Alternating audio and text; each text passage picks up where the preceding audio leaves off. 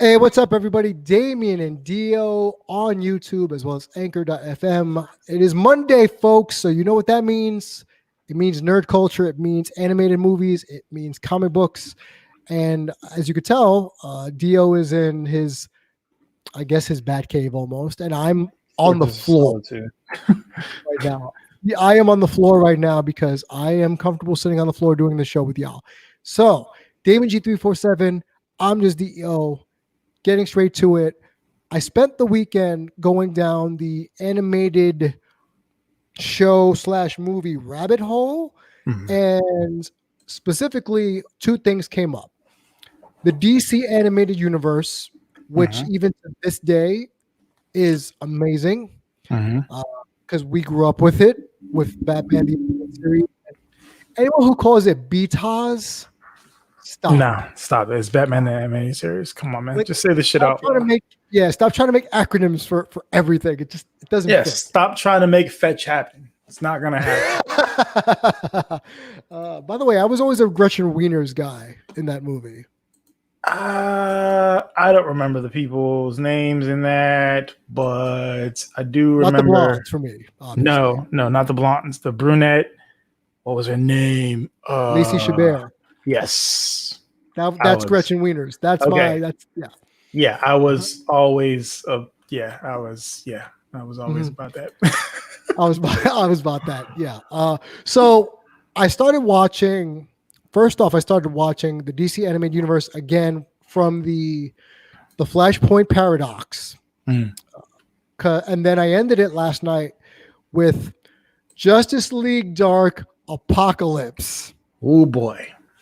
Which, if you haven't seen it, it came out maybe a couple of weeks ago, 3 weeks ago, tops. I think it was about 3 weeks ago.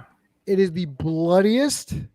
Oh yeah, goriest out the fucking gate. Like this isn't like because most of the movies there's build up to it getting to be pretty. No, out the gate, you are just met with and the thing is, even in the comic book head, Mortal Kombat playing, goddamn, anime watching group chat that I have, all of us were like, okay, this is violent as fuck. I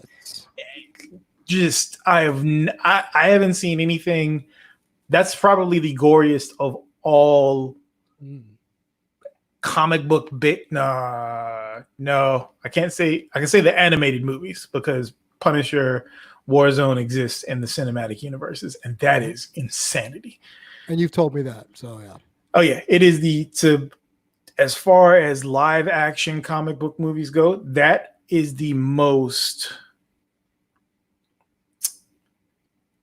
not loyal. I guess you could say loyal, but that is the most accurate adaptation of a comic book. Like if you take a Punisher Max comic book and you put it on screen, that's what that was. Lexi Alexander needs to get more work because of that. It's good. Is it a super sophisticated movie? No, it's not.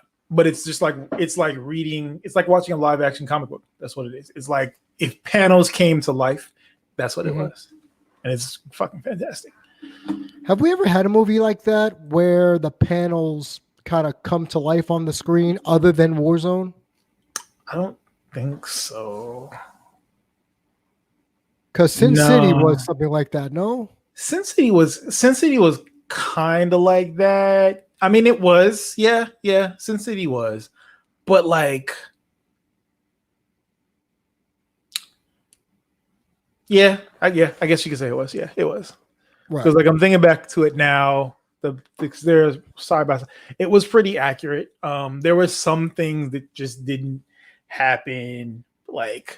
Some of the things just didn't match up because you have stuff like certain people didn't want to disrobe for the movies and things like that, or people didn't look the part or things of that nature. But that was pretty close. It was pretty close. Are we referring to Jessica Alba at all? Because I know that's a sore spot. Yeah, Jessica Alba. No, that's what it was, because her character was a exotic dancer in the graphic novel the character's nude in the scene. Mm-hmm. And she was not, which, absolutely her right. Yep. It is what it is. But like I know that was a sore spot for a lot of people because the integrity of the adaptation was kind of thrown off by it. So, it is what it is. So watching back Justice League, for me, Justice League War, Justice League Dark, Apocalypse War, however the hell, there's too many titles. But like you said, off the bat, and for those who haven't seen it, it takes where the Flashpoint paradox starts and it ends with this movie as a bookend, and thusly, which I hope this doesn't do in spoilers, everybody. If you haven't watched any of these movies, we'll be talking about little bits and pieces of it. So, in this movie, last I remember, when the first 10 minutes, people are getting hemmed up. Oh, yeah. Really bad in a flashback. Yeah. For instance, Hawkman destroyed. Zatanna destroyed. Yep. The Green Lantern Corps destroyed at some point in the movie. Yeah. Wonder Woman gets turned into a cyborg fairy. Cyborg becomes a mother box for Darkseid. Batman gets stripped to gets stuck to the Mobius chair. Yep. All the Titans except for Damian Wayne and Raven are destroyed. Yeah. It has taken this animated movie verse. Yep. That started with Flashpoint, and it's almost as if I was watching Infinity War, where the bad guys got hemmed up, and the second half of this movie is Endgame. Right. Because you have the Suicide Squad involved. You find out Amanda Waller's died of cancer, and Harley Quinn now is the leader. There was a lot of stuff for me to digest, and I had to watch it twice. Yeah, yeah. So for me, one of the things that stuck out, and you can chime in on this as well, is I feel as if this movie was supposed to be what the Justice League movies were supposed to be when we go back to Batman's nightmare scene. Yeah, absolutely. If it would have kept going, this is where they were going. I have a sneaking suspicion. Yes. Also, real quick, since we're touching on this, the Snyder Cut is going to be ass. It is going to be hot garbage. Zack Snyder is a hack. Okay. Why do we not like Zack Snyder? So Zack Snyder is an aesthetic and only an aesthetic. He's not that great of a director. Once he found that gritty, dark, super embossed type of aesthetic that he used in, what was it, like 300 and Sucker Punch was when he first found it. Like first. Oh, that's him? Sucker Punch is him? Sucker Punch is him. So like it was, so let's see, Sucker Punch. Yeah. Sucker Punch. When did 300 come out? 300 might have came out before. But like it was, once he figured out this is okay, so 300 came out first. Then Sucker Punch was when he revisited that exact same. Like you can see in a Watchmen, like it had aspects of that aesthetic, but Sucker Punch was when he was like, aha, I got it. This is my aesthetic. Then he tried to put that dark aesthetic onto Superman, which is that's not the type of character Superman is, right? You do that for Batman, cool, it would have worked. Superman, it doesn't work. He's Mr. Sunshine and Rainbows, literally Mr. Sunshine. So like between that, he revisited it again in 300, then Batman versus Superman, Suicide Squad, which the thing that about Suicide Squad, sorry about the tangent for you guys that are watching, but like the thing about Suicide Squad was you could tell that at one point it was a great movie. That's the part that irks me so much about that, because like everybody that saw the initial screenings of it said that it was fantastic. Okay. And then they were like, then they released the trailer for it. The trailer was comedy, and the trailer spread like wildfire. Like I remember that weekend that it came out, it did insane numbers, and people were excited to see it in a way that we had not been excited to see, after so many other fuck ups that they've had, right? Right. And the studio saw that and said, shit, this movie's not a comedy. We have to go back and add comedic aspects to it. So not only did they do that, but then they went and were like, okay. So instead of us giving this to a studio that knows how to edit films, they took it back to the people that cut the fucking trailer. Oh no. So you have people so that's why when you watch Suicide Squad, it's like quick jumps, because it's essentially a bunch of commercials strewn together that have been Frankenstein together is essentially what they did. That's why the narrative's fucked up, like all these things. And I was just like, oh, okay. So you have that. But like back to Zack Snyder, he is an aesthetic and he refuses to let go of the aesthetic. So because the Marvel Cinematic Universe is brighter. You can see things. The colors aren't oversaturated and super like just overly done how they are in the DC universe.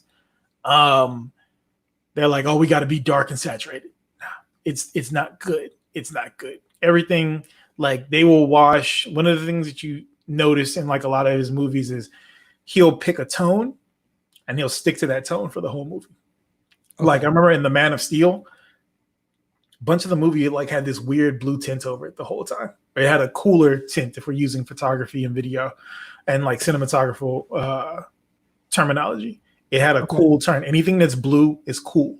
Warm is like the orangey looking stuff. So you had that. So he's like, all right, well, I'm going to fix this when I do Batman versus Superman. And then he just oversaturated everything. That's why everything was like fucking brown and yellowish looking. And it's like, this is even more depressing. Yeah. Right. Yeah. It's like, this shit just looks dirty. And like the shitty part is like, you have these amazing cameras that you're shooting on, and you're just going to put like, this is like shooting on the most expensive DSLR that you have in the world. And then you just throw a Instagram filter over it. Oh, it's bad. It's just bad, which, nothing wrong with that if it looks right, but this looks shitty. So that's why I don't like Zack Snyder. And I also don't like Zack Snyder because I don't like anybody that doesn't police their fan base. And that's one of the issues with the Snyder Cut. Release the Snyder Cut. Fuck the Snyder Cut, dude. It's not going to be good. I understand that that fan base is going to unhinge their jaws to fillet that movie as deeply and passionately as they can. It could literally be a movie about a dog shitting for 2.5 hours, and that fan base is going to be like, oh my God, this is the most amazing fucking thing I have ever seen in my life. So like it's stupid, And so let me ask you a question. How much of that, when you say the fan base is gonna fillet no matter what's produced, how much of that is the fact that the original Justice League movie sucked more so than a wing and a prayer? They know Zack Snyder is gonna come through in a pinch. No, it does not matter what it is. So I remember when Justice League first came out and people panned it. It is critically panned. It was bad. It is a flawed movie. No matter what you add to it, it's still going to be a flawed movie. The CG on it looks like there's no reason that the CG on a movie that has that big of a budget behind it should look that bad. The whole mustache removal thing. Look, if college students could fix that for $1,500 or whatever it was, and y'all threw fucking millions of dollars and still couldn't get it to look right, we have a problem. There's an issue here that you guys, and the fact that you guys screened that to people and they were like, you know what, that looks good. That's good. That's bad. That's bad. That shows not only do you not care, But if you did actually care, this means that you have bad taste, is what this is. So like it was just it like I said, it's a broken movie. And no matter what you add to it, because all he's going to do is add fan service parts to it. That's it. Right. This essentially it's a director's cut like you see on a DVD. There's a reason why they didn't release this as a DVD and just put it directly onto a streaming service, because they knew what the fuck was going to happen. They weren't going to make enough money for it to be feasible for them to do that, financially feasible for them to release the Snyder Cut, because it was not going to make them enough money back. That's why they did that. Like, so yeah, it's gonna be, because the thing is, if the Snyder Cut was after seeing what happened with Trolls, and I don't mean the internet lingo for trash, but the movie Trolls, the latest movie, they released that onto a streaming and they made a fucking killing. They made more, I believe they made more money off releasing it this way than they would have had it been in theaters. Mm-hmm. So like after seeing that, they could have absolutely said, you know what, we're going to do the same thing. But they knew that the shit was not going to make enough money, because there's not enough of a fan base that's going to want to watch that after they saw how trash it was the first time. Agree. Mm-hmm.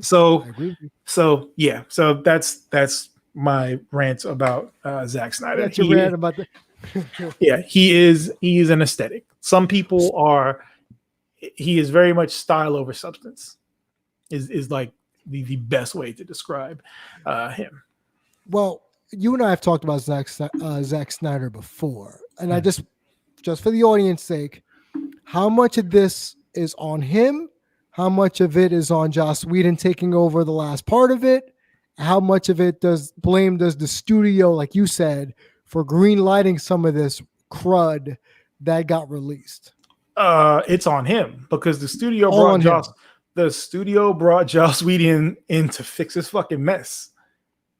Like, he had been fucking up for years, and they were like, all right, cool, we gotta fix this. So of course they had to bring somebody else in that knew what the fuck they're doing. And yes, we know, everybody, the reason why Zach left midway through production. Death in the family, had to step away. Yep. Understood. So I don't want anyone listening or seeing this thinking we're being heartless and saying, Zack Snyder's trash because he's trash. Yeah. Yeah. We knew why he had to leave. Why he had to leave. Yeah. It's not like with Guardians of the Galaxy with James Gunn. James Gunn. Yeah. It wasn't a situation like that. This was, you know what? When you have some like a death in the family, you got to leave. You got to leave. It is what it is. But like, yeah, no, that does not change I can acknowledge that, but I can still be critical of him and say that shit was trash. He was likely going to make a trash ass movie. So, and the thing is, like, we've seen this happen on the Fox and Sony side of like the Marvel pictures and such. And we'll get back to the animated stuff in a second. But like, we've seen where you had movies that have had to be Frankenstein together because multiple directors had to, make something step in. The latest Fantastic Four movie was a perfect example of that. You can tell that it was you can tell, okay, the tone drastically shifts in this movie because another person took over the direction. So, but yeah, this was just one of them things where like, he's not good. Some people like the aesthetic, but it's not for everyone. Right. And the issue with DC, the biggest issue with DC is that instead of doing it the right way, and when I say the right way, I mean gradually over time building up a universe like Marvel did. Marvel took starting from 4 years. No, more than that. No. We go back. We can go back to Blade, right? Yes. Blade came out in 98? So it took them from 98 to 2019, right? 98 to 2019. So 21 years. It took them 21 years, trial and error, to finally build a universe and like have a fully fully solidified universe as it is now. Like, it took a long ass time. The Incredible Hulk movie was, the Ang Lee movie was no. The earlier Iron Man movies, they were okay. Thor, the first Thor movie was dog doo-doo. Dog doo-doo. Like, it took a long time, and seeing how Sony and Fox botched over and over and over and over again, botched the movies. They're like, okay, cool, we can learn from this. You know what I'm saying? Like, we have the technology, we can make it better. We can rebuild this. We can rebuild this. We can make it better, and they did. But DC, because for the longest time, all that we were getting from DC was Batman and the occasional trying to reboot Superman. Yes. And like, we've had how many Batman movies have we had? Holy shit. 3, 5. All right. So we have had 89 Batman, 92 Batman Returns, Batman Forever 95, Batman and Robin, Batman Begins, The Dark Knight Rises, and then I guess you can say Batman versus Superman is another one for those, right? So you've had 8 Batman main star films before we get to Justice League. Before we get to the Justice League, 8.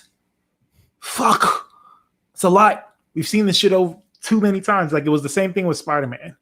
Like, we've had Spider-Man 1, 2, 3, then Amazing 1 and 2, and then finally they fucking hit the jackpot with Homecoming, or whatever the first Homecoming, and then Far From Home, Yeah. So like, sometimes it takes a while for you to finally find your stride, and of course, this latest Batman that's going to come out next year, the Batman, which I'll hold judgment. I'll wait to see it. Like, I actually like Robert Pattinson as an actor. Once he got away from like the Twilight bullshit, I was like, oh yeah, dude's actually pretty fucking talented. And he also understands Batman in a way that other actors have not understood Batman. Like, he very much realizes that this is a batshit crazy rich white man, and it was like, I like the fact that he understands this. And he's also gone on record and said he wants this to act this as a more of a detective, right? Batman the detective, right, versus Batman the badass. Because like, that is one of the things that we need to get away from when it comes to Batman. Everybody, Batman can be no. Stop. We talked about this last week. He can't. Like, Batman goes in, gets his ass whooped, and is like, you know what? I'm gonna come back and I'm gonna have a game plan for that ass. So like, this is how it should be. That was one of the things that I actually liked about Batman Begins, because it showed him in his early days getting fucked up. Yes. And like, that was what I liked so much about the Dark Knight series, was because it was a more realistic take on things.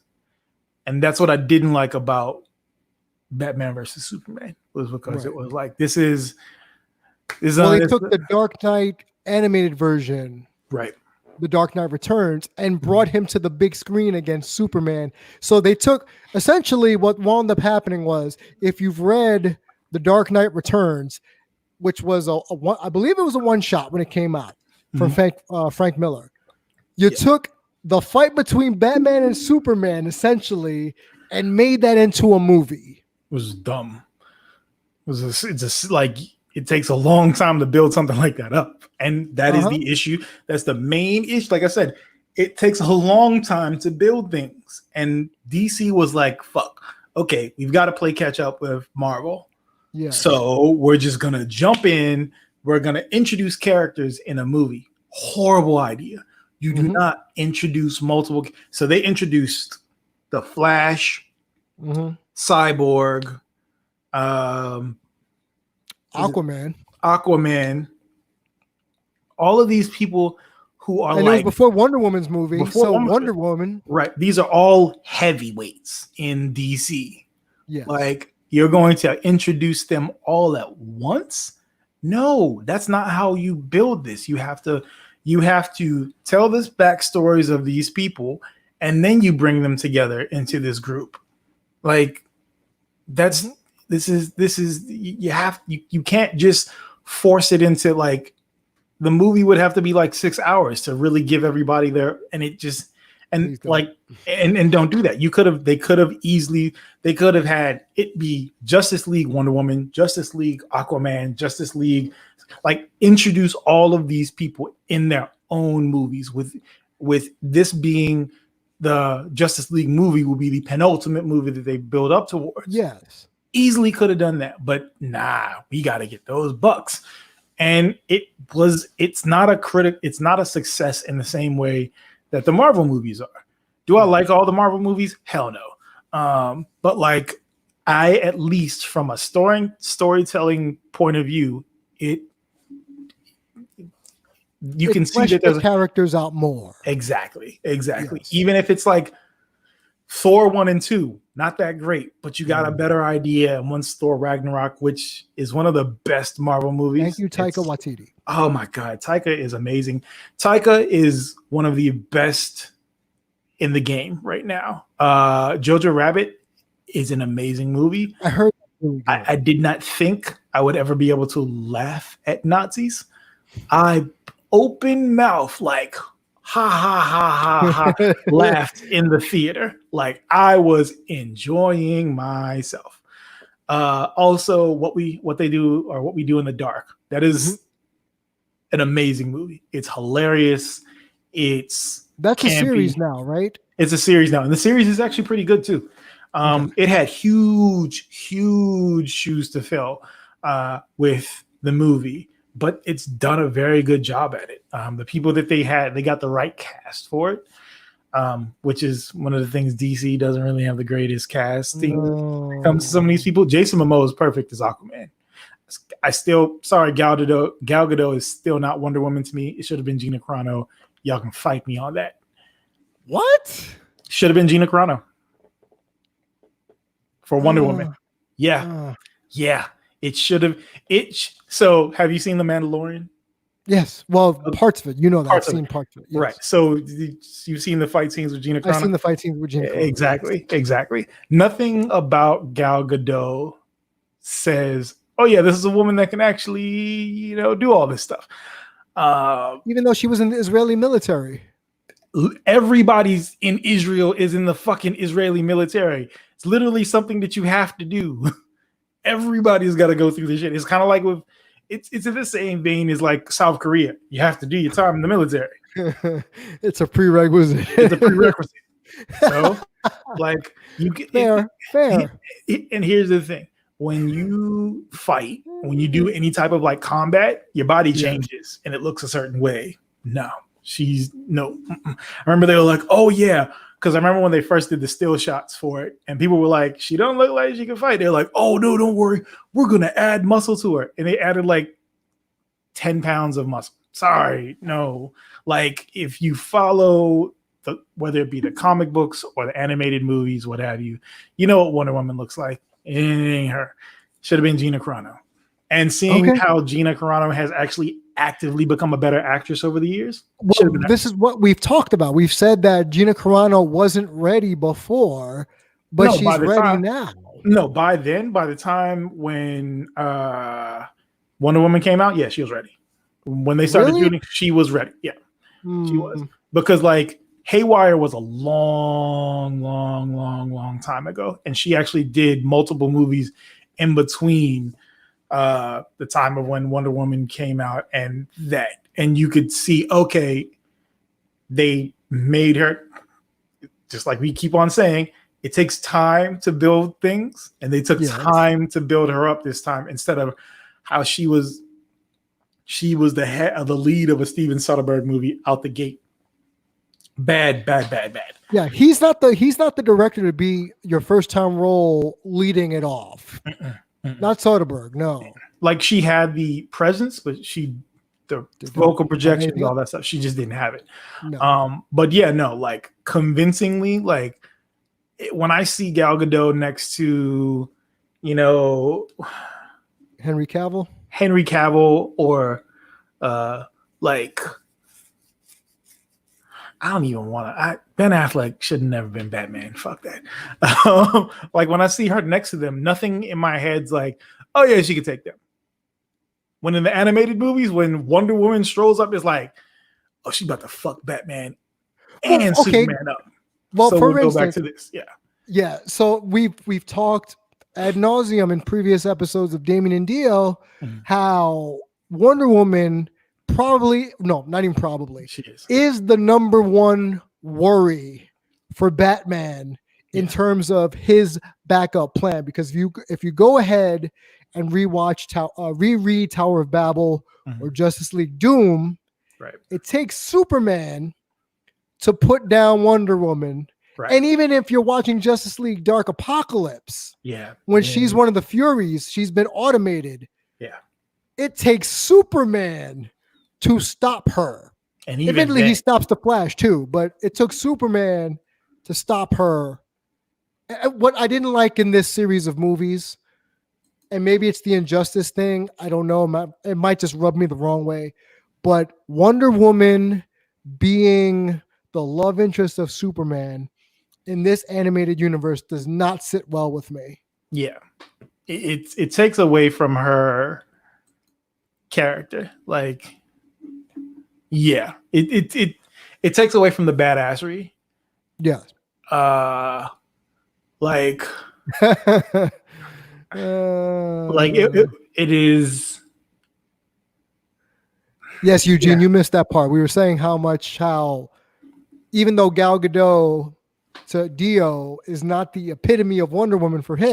She's not. She wasn't dealt a good hand in the Batman versus Superman movie as pretty much an accessory to this movie.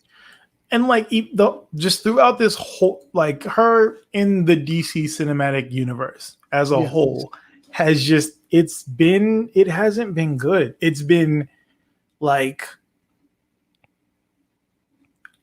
to me, like, because I remember when my girlfriend and I watched, we rewatched Wonder Woman recently, and like she loves the movie, but even then she was still like, there's, because we always like debate and argue different points about movies, and I was like, there were aspects of it that it was like even the whole thing of like her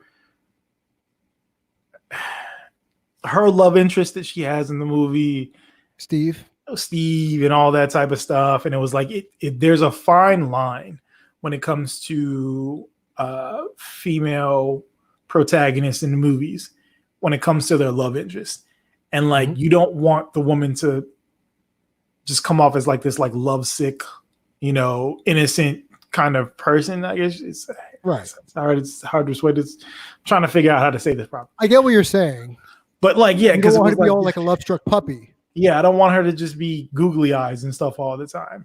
She is this strong, powerful person, and you don't have those same issues with men. Like, it's a trope that you don't really see with men in movies. Like, I guess you'd say the equivalent of that is women getting fridged. I guess would be like the best. Is the best way to say it, or where women are used as a plot device for men to step up to the next level, or to like find that fire within themselves to destroy the big bad, right? Yeah. And I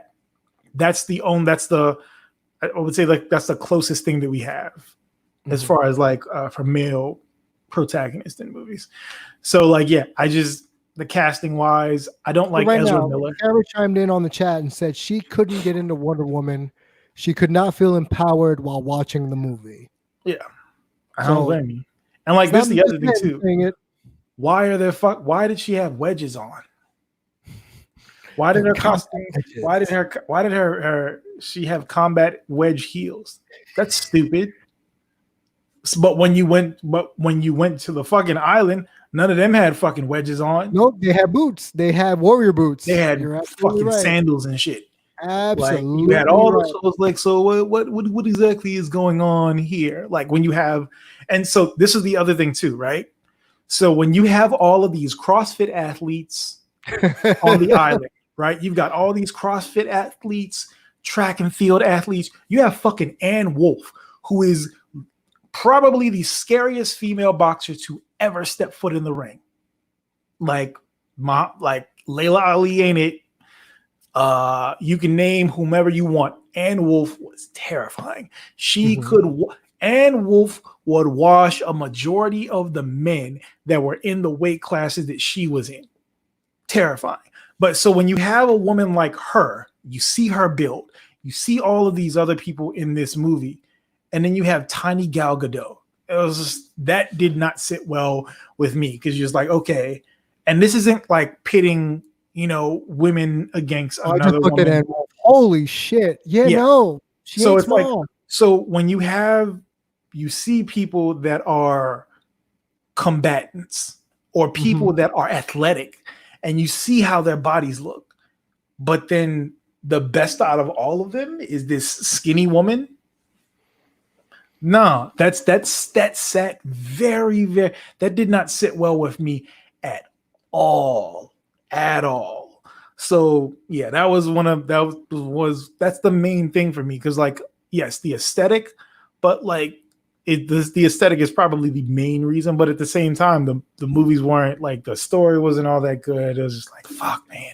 That's where we talk about the difference between the animated movies and the live action, where the animated, where we were talking earlier about this universe, Wonder Woman in this universe is exactly who she should be, in my opinion. Yeah. Aside from being Superman's love interest, which I'm not a fan of, but she is the baddest ass in this whole thing. If you go back and look at this version of Wonder Woman in the Justice League movies, especially again, the fact that she was pretty much made into a Fury. Well, she was made into a Fury by Darkseid after he hemmed up the entire Justice League.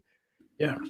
So, and she's half robot or cyborg. So they thusly made her even stronger. Yeah. Just putting it out there for y'all. So go back and watch Justice League Dark Apocalypse. If anything, just to see the amount of gore and blood in an animated film in the first 15 minutes. Yeah. It was Suicide Squad in that movie. Blood. Like, for any of you King that Shark. King Shark, blood. Like, if any of you play Monster Hunter World or any of the Monster Hunter games, like, Harley Quinn was out there with a fucking hammer, like she was a hammer main in Monster Hunter, just like smashing head. Shit was crazy. But yes, so for me, the epitome of what Wonder Woman is supposed to look like is from Justice League: The New Frontier, where she's taller than every fucking body and is built like stout.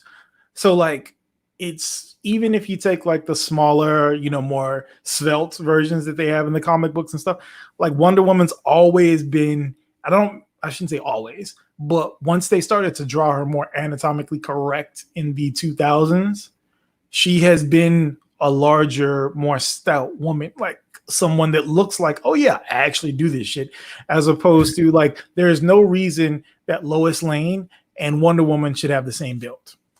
No, zero. There's no reason for that whatsoever. So like, for all the little dickheads out there that look, oh no, you're trying to make women look men. Fuck you. We're trying to make the shit realistic. She's Amazonian. She's an Amazon. You saw how all the other Amazons on the fucking island looked. Why should she look different? Because she was molded from clay.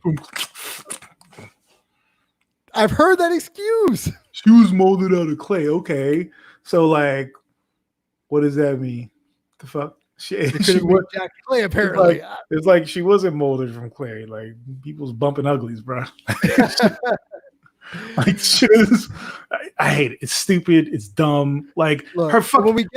You met her fucking father in the goddamn movie. What the fuck? Y'all are stupid. I hate all. When we get to Wednesday, we're going to really talk about toxic fandom and stan culture, and we have talked about stan culture a lot, Dio and I, over the years, and it's reared its ugly head in a lot of different realms and organizations, and We're going to take it to task one more time come Wednesday. Yeah. But I want to go back to the animated movies again because I went down this rabbit hole.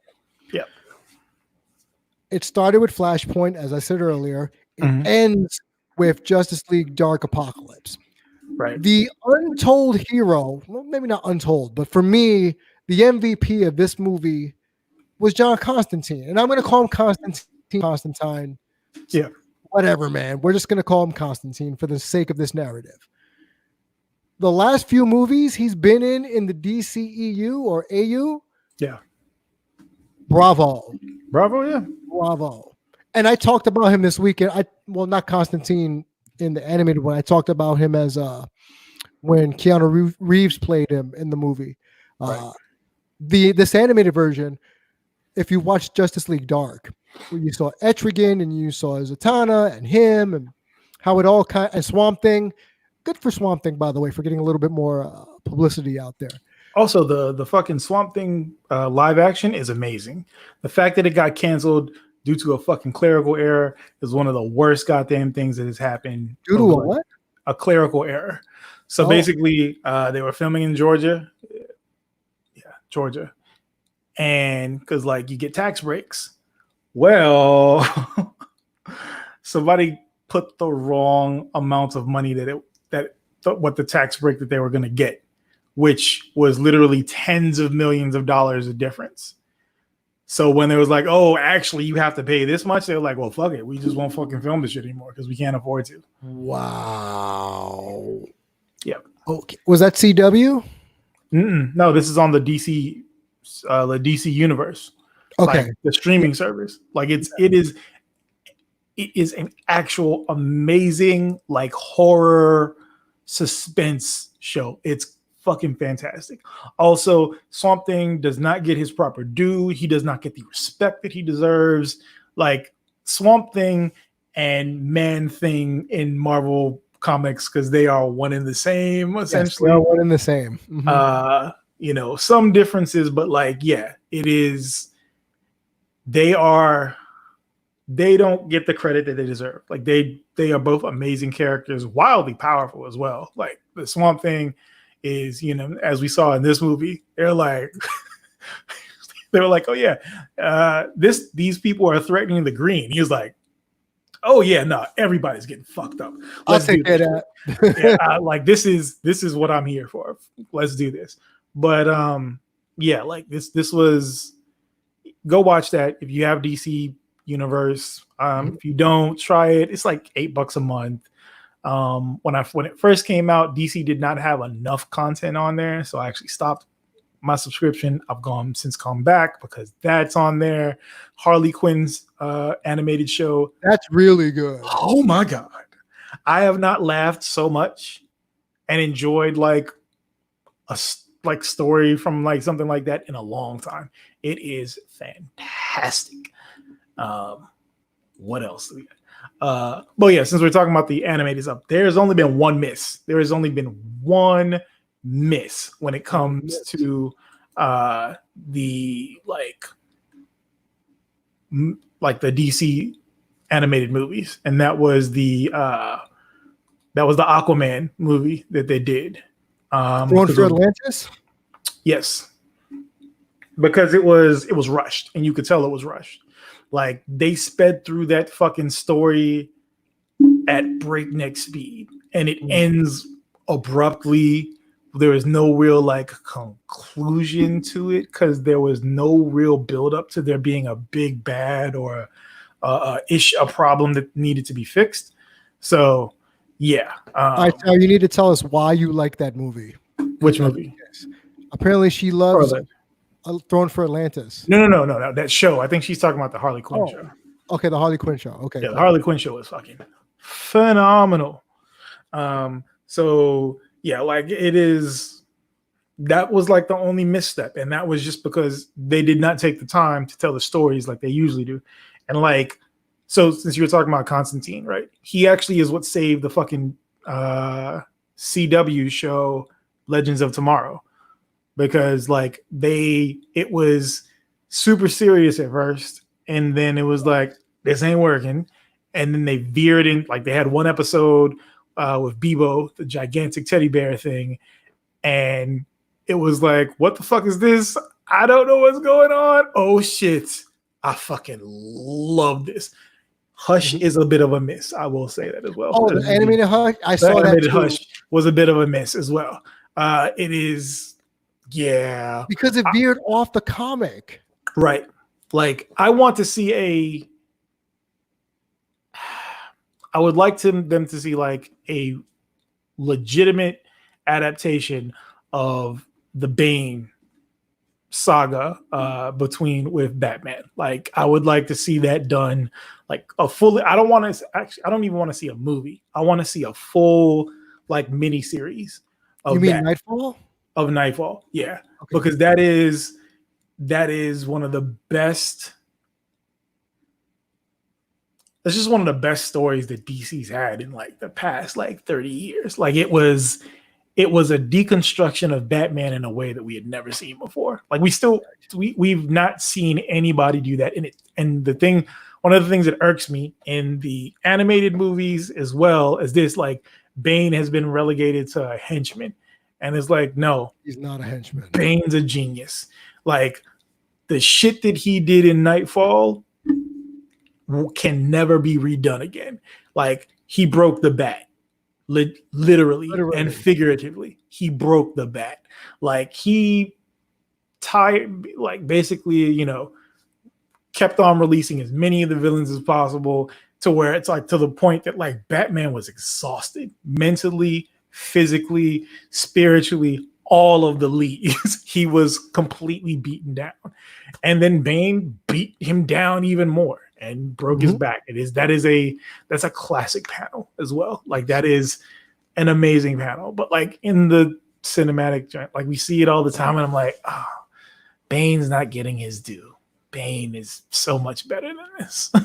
Well, even in the Hush animated movie, it wasn't supposed to be him in that role. It was originally supposed to be Killer Croc in the comic.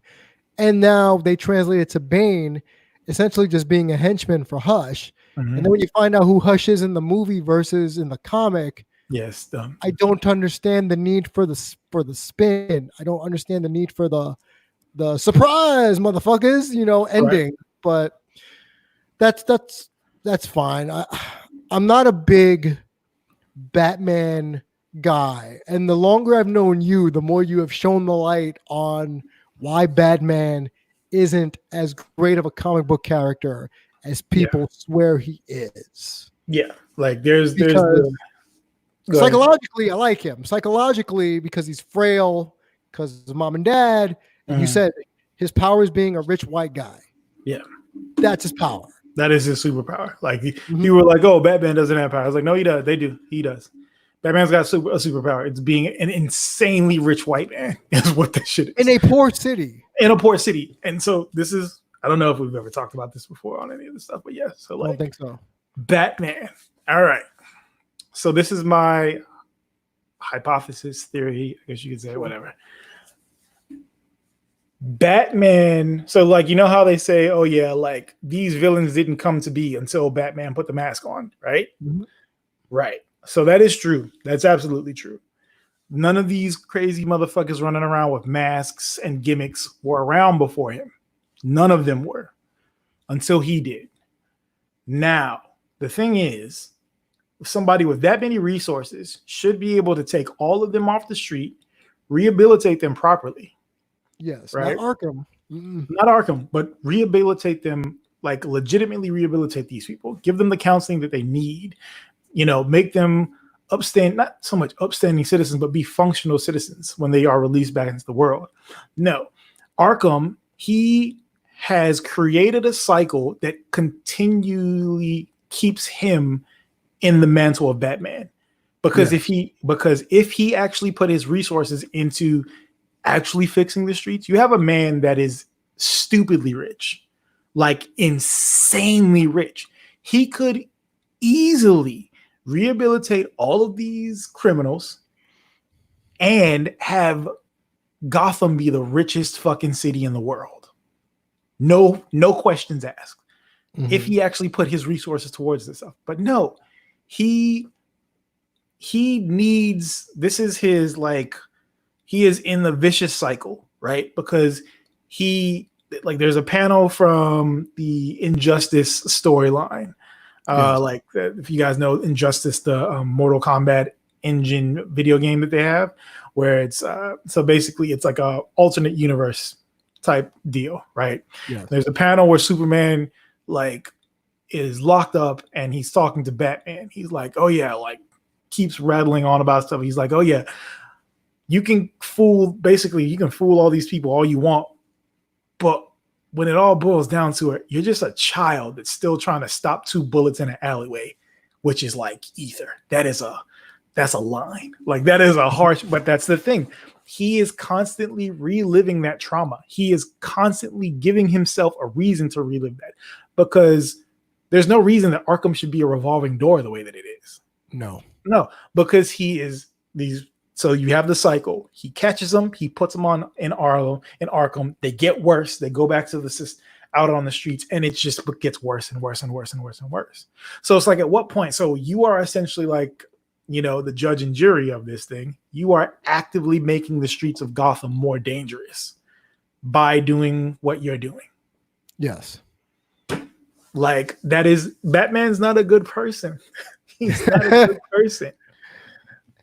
Another thing I've realized while watching this, I guess this version of the animated movies, is that Damian Wayne now feels as if he is becoming the actual real heir, not even to the Batman mantle, but if they ever wanted to put Bruce in a Batman Beyond situation where Bruce finally ages in the comics canonically, Damian Wayne can take over, because he's assassin and Batman, all at the same time.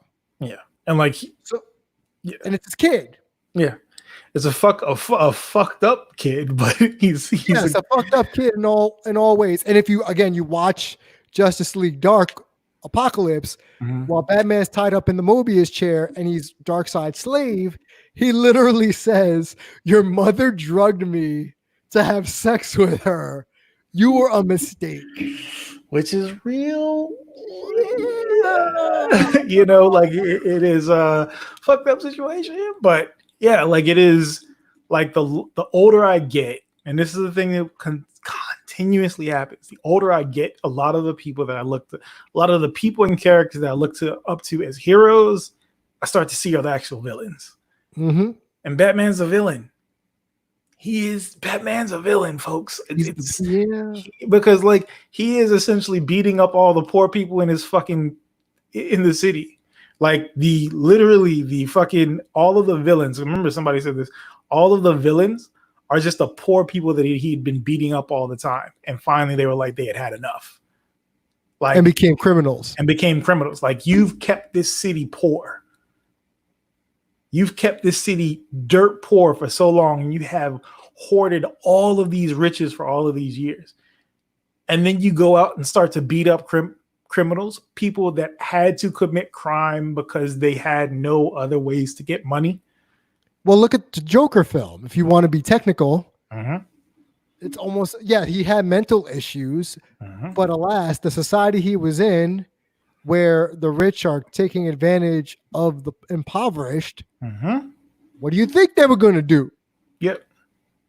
Like, what do you like? That's one of those things like that you have all the time. Like when they talk about poor, like communities of color and stuff like that. They're like, what do you expect to happen if you take away all of the resources from a community? What the fuck do you expect them to do? Right. What, like, crime pays. Like that's a real thing. Like, crime pays, because if you don't have any places that are hiring, or you have like businesses that don't want to build in these places, so now all of a sudden you don't have grocery stores, you don't have that. Now there's a food desert in this area. So all you have is like minimum wage working type places, the dollar store, McDonald's, things of that nature, Walmart. These are the only places. If you have no upward mobility and all of those jobs get filled up, what happens? People have to provide for themselves. What are they going to do? They're going to start selling drugs. They're going to start robbing people. Like crime pays. It just is what it is. So like, and that is a universal fact. No matter where you go to in the world, crime pays. So yeah, it's just the whole street level crime definitely pays. Crime definitely pays. So it's like it's one of those just things where it's like, all right, if you, and of course it depends on what your background is. If you know, if you grew up a have and not a have not, you're going to look at Batman in a far different way. Well, that's the thing, you know, like as you've said, the older we've gotten, the more we look at Bruce Wayne in a realm of just, dude, you're not part of the solution. You are the problem. You are the problem. You're a major part of the problem. And watching, and especially with this arc of films, Batman needs to stop being the smartest guy in the room. I'm sorry. He cannot always be the smartest guy in the room because canonically, he's not. He's not. Let's throw that out there. He's not. For some odd reason, people have dubbed him to be the ultimate tactician. And this is not meant to be an episode where we're bashing Batman here. But we have to. As I've gone down this rabbit hole, the writers, it's similar to when the X-Men movies were Wolverine centered, when in reality, he was just a team player that had a bad attitude. Yeah, that's what honestly. Mm-hmm. Yeah. Had he not become as popular as he was, but due to his aesthetic, he would have just been dumb muscle in the background. That's what he was initially. He's a musclehead in the background who smokes cigars and just acts like a tough guy. Yep. Reality Batman, if you go back and watch every single one of these movies, especially the first Justice League Dark, why is Batman in this movie?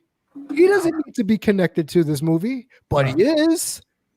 In this last movie, it turns out, spoilers, y'all, it turns out Batman had a contingency plan if the Justice League got hemmed up by Apocalypse by having Zatanna sacrifice herself to put a spell on Constantine so he could run and hide for 2 years to let things play out as if it's Infinity War with a 5-year time jump. Batman had the plan all along. What? Yeah, I hate it. Like, and the thing is, I think a lot of it has to do with the fandom created this narrative. Is it because of the animated series? No. Okay. So like, we didn't have these discussions in the 90s, right?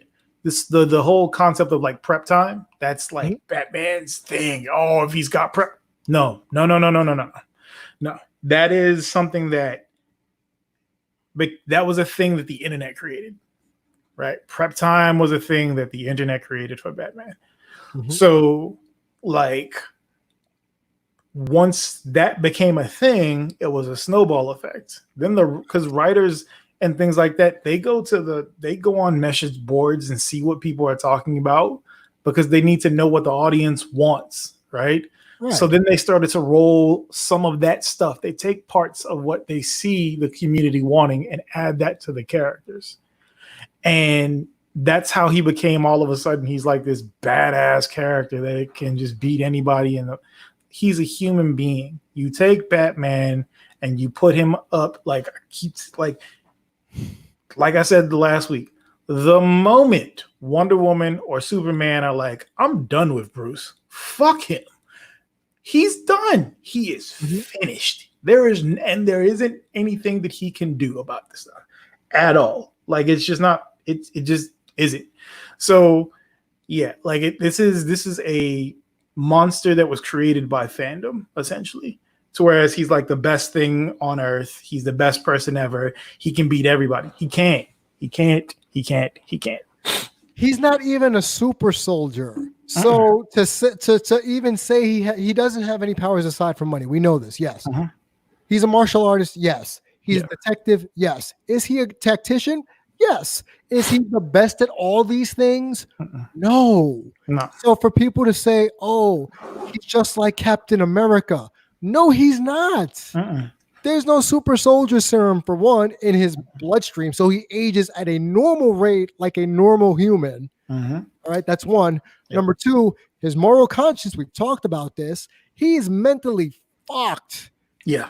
He is fucked. He has this strict moral code because he's a loner, because he's brooding, because he's still mourning mommy and daddy, which we talked about. Mm-hmm. And y'all gravitated to that. Y'all said that's normal. I can gravitate to that as my superhero. Yeah. It's like the just the whole so many, because like I understand, like, because people tend to look at, oh yeah, well, he is a human being that's around these gods essentially, and he can keep up with them.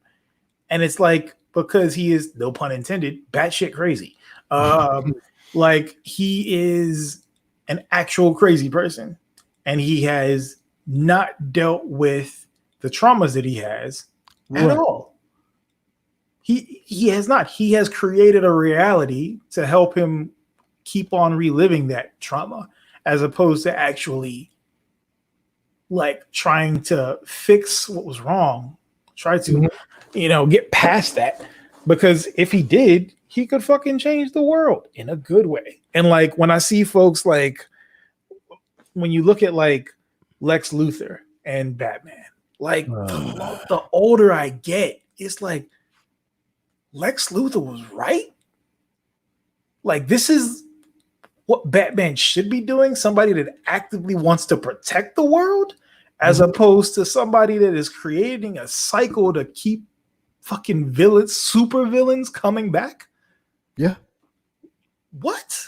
It does not make any sense. And like even in this movie, in the animated movie, like Lex is still, you can see the dynamic between the two of them. I was like, yo, Lex is still trying to fucking, like he is still trying to defend the fucking world. And Batman this whole time was destroying it. Yes. Even though he had his contingency plan, like he's still trying to fucking destroy the world. I feel as if now, because Batman supposedly has a backup plan for everything, that is the ultimate MacGuffin. It is. No, it is 1000% the ultimate MacGuffin. It is the Deus Ex Machina of Deus Ex Machina. Like Batman's always got a contingency plan. No, like that is what would be the lazy. Like, it's lazy. And what would be the fun in that? If Batman actually has a contingency plan for everything, like what's the fun in that? If we know that Batman's gonna win every single time, what's the point? Like, and that's the thing. Like his characters become one note is another thing too, in a way that, here's the thing. Go and watch Batman the Animated Series. If you've got the DC universe, you can go watch it on there. It is legitimately as perfect as you can get when it comes to an animated series. Like there's a lot of other really dope ones. Marvel's got a couple really good ones. X-Men the Animated Series, we love those from nostalgia. Was it great? Not really. X-Men Evolution is very good. Earth's Mightiest Heroes is very good as well. Like you have a bunch of really good ones, but Batman the Animated Series is legitimately the perfect adaptation of, perfect encapsulation of Batman as a character. It's perfect. You can't get better than that. So with like, go and watch that, and then go and look how he's characterized in the movies and TV shows now. DC animated movies. And it's two completely different characters. So it's like he's just monotone. Now he's just a monotone 3-word character essentially. And shit. And it's just like, even if you go back and watch Young Justice season 3, he's part of the central figures, even though he's not Young Justice. He's a central figure in that, saying this was all part of Batman's plan. I'm tired of hearing people say this was all a part of Batman's plan. Right. Like when you have, especially when you have characters that can literally see time and space in every reality. But Batman, he's got this. Batman's the only person that can fix all this shit. Fuck out of here, dude. Like, stop. just stop. And that is one of the cruxes that with DC as a whole when it comes to animated and cinematic things, to whereas they don't stay true to the characters in the comic book source material. Mm-hmm. They stay true to what fans want, and that's a dangerous fucking thing. That is a dangerous game to play, because fans are stupid. Fans are dumb. Fans will latch on to the dumbest aspects of a character and run with it. Like, we've seen this happen so many times, whether it be TV, movies, whatever medium you want to. They will latch on to one person that has this little quirky aspect to them, and they're like, "Oh my god, it's the best thing ever." It's like, it's not. It's not. You know what I'm saying? Like, if it were up to like fans, like, they would have had Squirrel Girl in the MCU beating up Thanos. Like, that would have been a thing that would have happened. If you it happened in the comic books, though. Right, it happened in the comic books, right? So, but it's like, but that was like a one-time thing. Well, I mean, she beat Doom too, but like, it's one of those things that's so fucking out there. But when it happened, people were like, "Oh my god, this is hilarious and awesome!" But you don't want to see it all the time. You don't want to see it all the time. Beating everybody all the time. No, exactly. So, like, essentially, so from when I look at the two, Marvel and DC, DC's characters in the cinematic universe are caricatures of the characters in the comic books. They just take the aspects that fandom loves the most, and then they build on that, as opposed to building the character from ground up the way that they should with the actual source material. Right. And like, Marvel did that at first, and then they very quickly realized, this ain't gonna work. We got to actually like flesh these people out, right? So yeah, but it's as far as like, it's only been like, and that's the thing. So when you look at the amount of DC animated movies that they've had, there's only been like two misses really. That Throne of Atlantis and the Hush movie. Everything else has been dope. Like, matter of fact, Mask of the Phantasm. That's a lot of people's all-time favorite. That is a perfect, like, to me, there are two perfect animated movies when it comes to I'll say three superhero movies. What's animated super? I'll say three. So, Spider-Man Into the Spider-Verse is a perfect movie. I might actually say that that's the best, for me at least. That might be the best superhero movie of all time, just because it is like, when you take it, you don't connect it to anything else. Just look at it as a movie. It is a perfect movie. Mask of the Phantasm is right up there too. Like, that is a story animation fucking, that is like a tour de force. Like, I remember as a kid going to watch that in the theaters. That shit blew my mind. Like, it was just so fucking good. And then I'd say The Incredibles. Like, the first Incredibles movie is that's also a perfect superhero movie. It had all the aspects that you want in a superhero movie. You got to see the characters out of the mask, their family life. You got to see them fighting. You got to see all these different things. You saw why the villain became the villain that he was. You had all of those perfect things. So, but yeah, Mask of the Phantasm, if you want another, like, that was just so goddamn good. It's so good.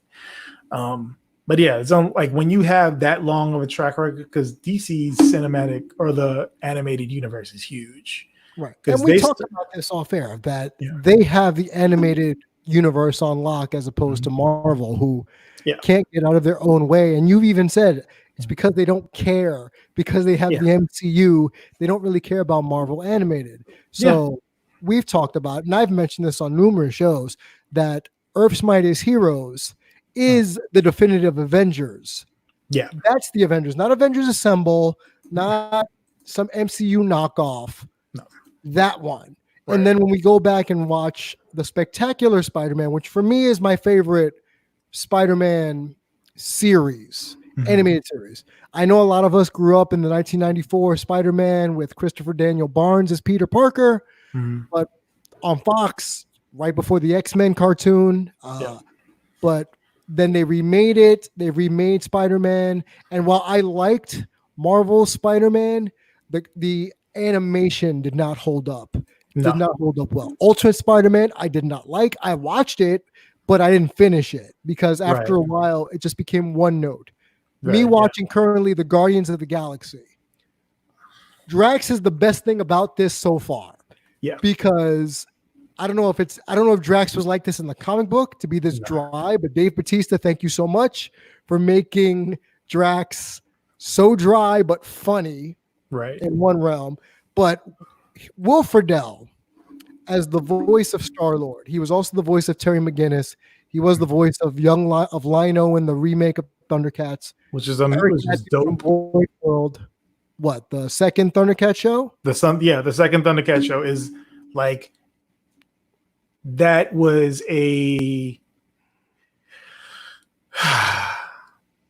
one of the first casualties of the "you're ruining my childhood." No, it was a very well done show. It fixed a lot of issues that the first Thundercats had.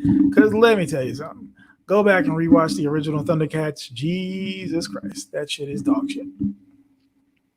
Animated wise or just storyline wise? Both.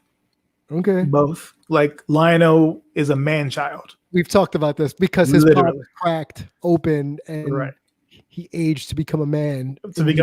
So he is a man child. Yes. A man child. Yeah. But yeah, so like that was first. Yes. But like you said, like it is a dope. The new one was very good, but people were expecting, I want the old. It wasn't. So people were like, I don't like this, but it was very well done. Sadly, it fucking died on arrival because of that. Years. Yep. So the reason why I bring this up really quick is Will Friedle is the voice actor of Star-Lord, and he was the voice actor of Lino. Not Travis Touchdown. So I was thinking about No More Heroes. So he does a good job of conveying, and I know it's an MCU spin-off of Guardians of the Galaxy, but the thing that's tripping me up is that Star-Lord sounds like such a dude character that it's a put-off. Yeah. He's so brain dead and airheaded. It's a put-off. I don't care if he's celestial. I don't care if he's part whatever. It kills me. Yeah. And I am Groot. I understand that. If you go back and watch Earth's Mightiest Heroes, watch the Guardians then. Right. That is a really good comic rendition of the Guardians of the Galaxy before they became movieized. Right. And now they have to be caricatures of the characters as what you said, characters that they played in the comic book. So they've been even more satirized than they were to start with. And it's frustrating to watch as a fan because midway through Avengers Assemble, I got so tired of it, I turned it off, and then I went back to it a year and a half later, only to find out season 4 was about Black Panther, and the graphics are not the same animation style as the first 2 seasons. They mailed this in. Yeah.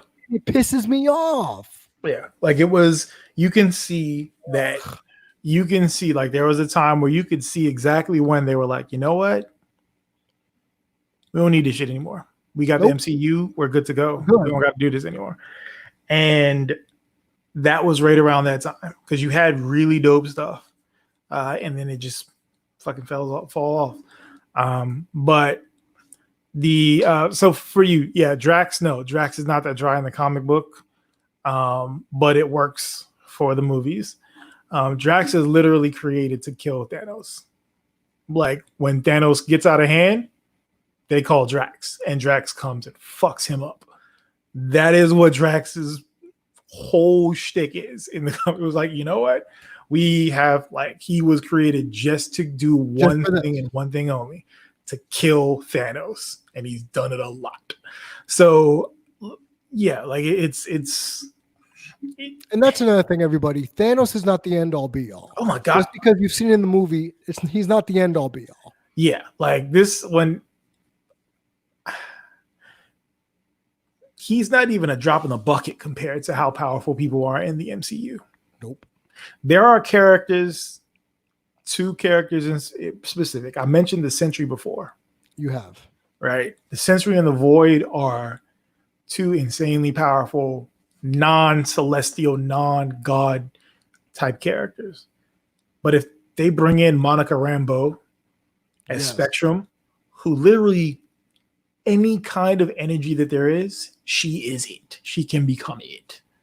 Or better yet, which I don't think they ever will, if they bring Blue Marvel into this, that is a character. That is like Blue Marvel. You have some people like Molecule Man, Blue Marvel, Franklin Richards that are so powerful that they are irreparably broken that there's no way that they could have them in the MCU. It's just not possible.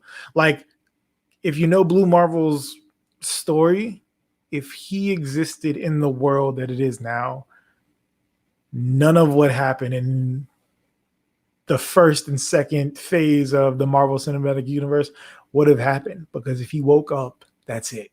The bad just doesn't exist anymore. They would not be able to stand up against him. It's just not possible. And those are just terrestrial heroes. We're not even talking about the people that are out in space and other places.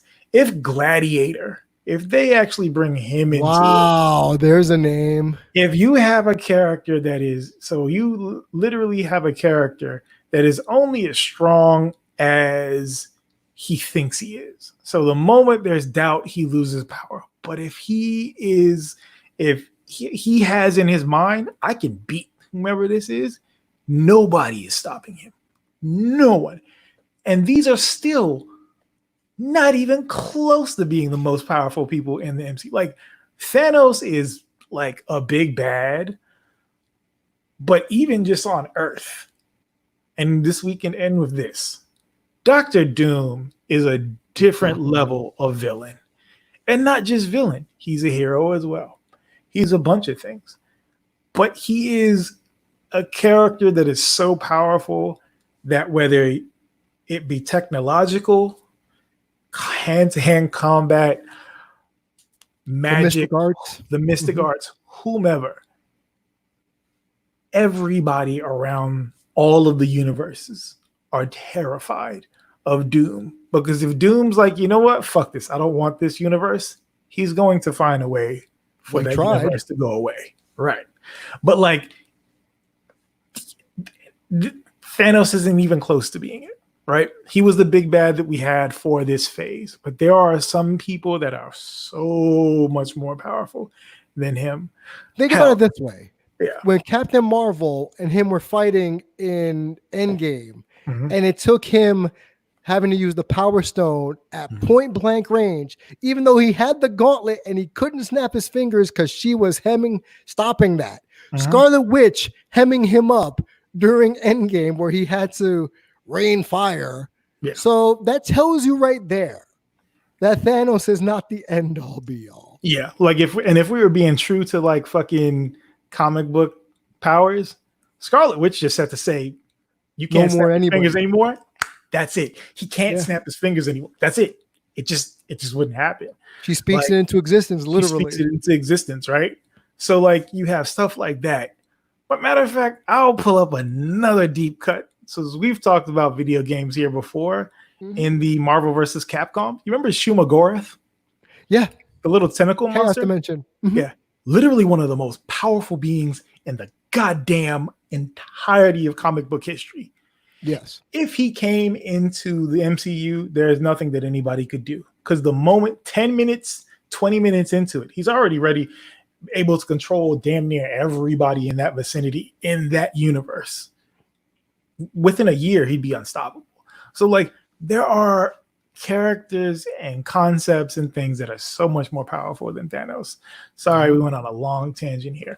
But yeah, this is, you guys, like, it just because you see it doesn't mean that that's the end all be all, because there's more source material to go from, a lot more.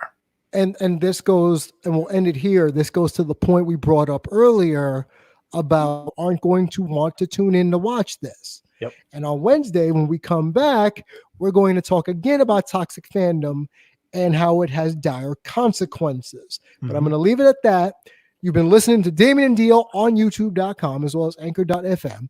Damian G347. I'm just DEO. Thank you for everyone in the chat who always shows up. Eugene, shout out to Eugene. Shout out to Sarah. Thank you so much for being a part of this. As always, without you, there is no us, and we will see you.